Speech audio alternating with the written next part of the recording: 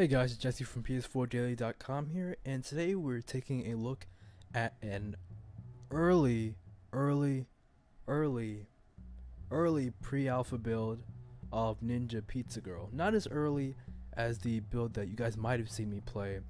What was it? It was probably a year ago. That was a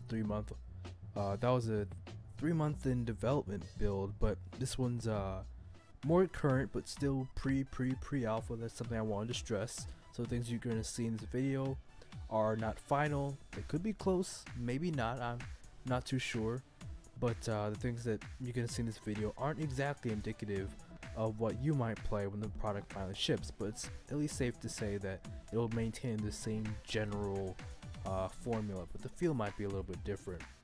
But here we have Ninja Pizza Girl, a side-scrolling, I guess I'd kind of refer to it as an action platformer by the family at Disparity Games. I say family because they are family. The whole family is actually contributing to this project, whether it's doing the character designs or doing the storyboard and all that other stuff that goes into development. They're all participating in this, and that's actually one of the cooler things about this game. You know, you can actually tell that they put a lot of time and they put a lot of effort and a lot of love into this game. I was actually watching one of their developer talks a while back, and it was interesting to see them talking about what's gone into creating this game and what the mechanics they're using to make some of the things you're seeing in this game. And they did note that one of the things is like a small thing, but it was still kind of difficult to do, and that's one of the things I actually noticed when I actually started playing Ninja Pizza Girls. That was kind of cool. But anyway, semantics aside, this is Ninja Pizza Girl, a side-scrolling action platformer from Disparity Games.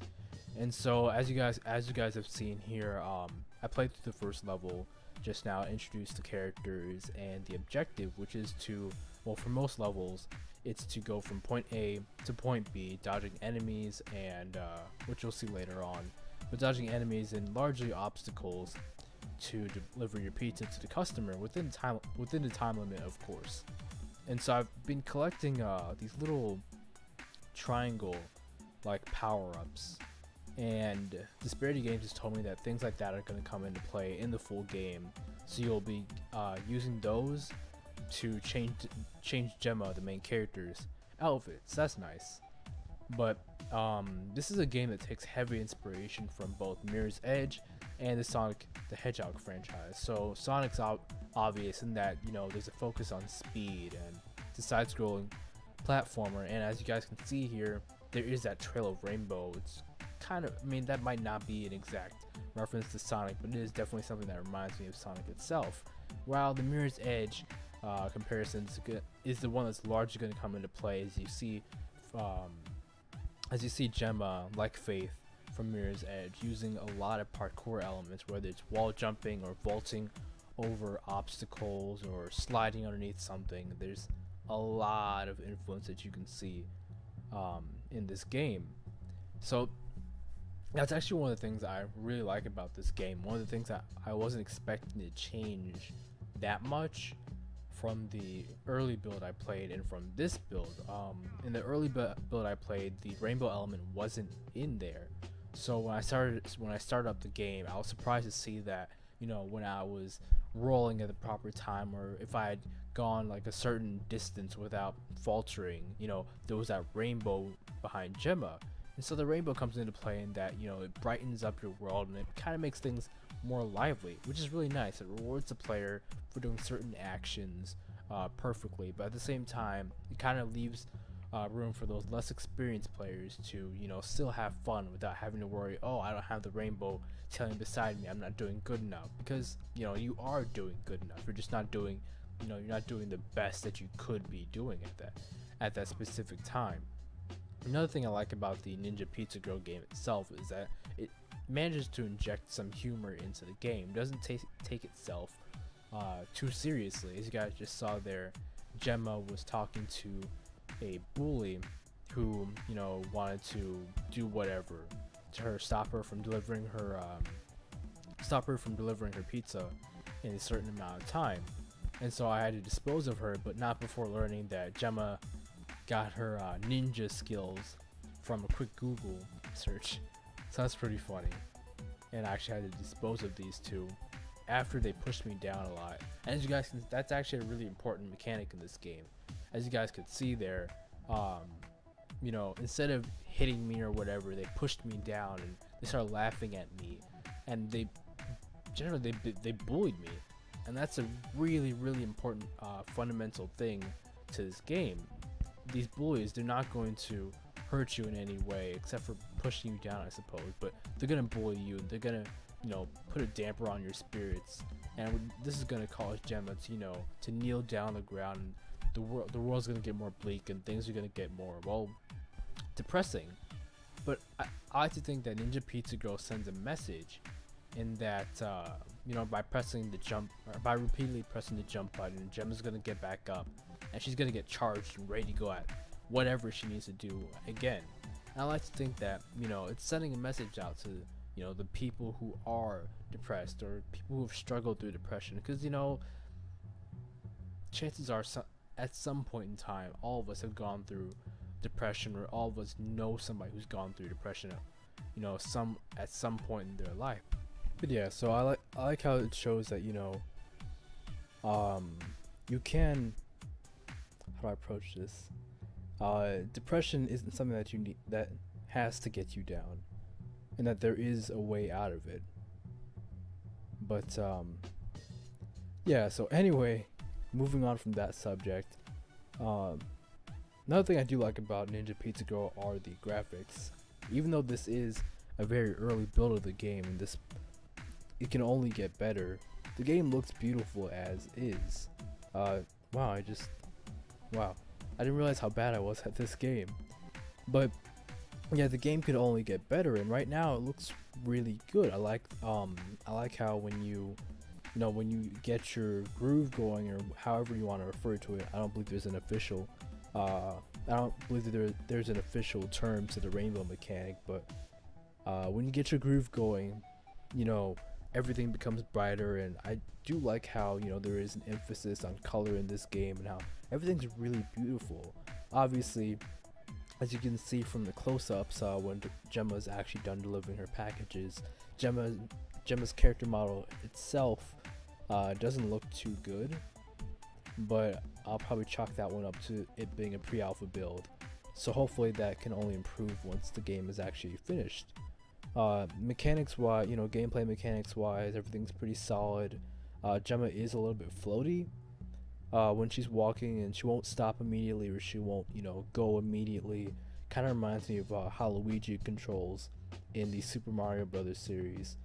I'm honestly not a fan of how floaty she can be at times, but it does come in handy, you know, when you're sliding down something and you need to tackle an enemy real quick while maintaining that forward momentum. So I can see its purpose, but, you know, outside of situations like that, I'm not necessarily a fan of it.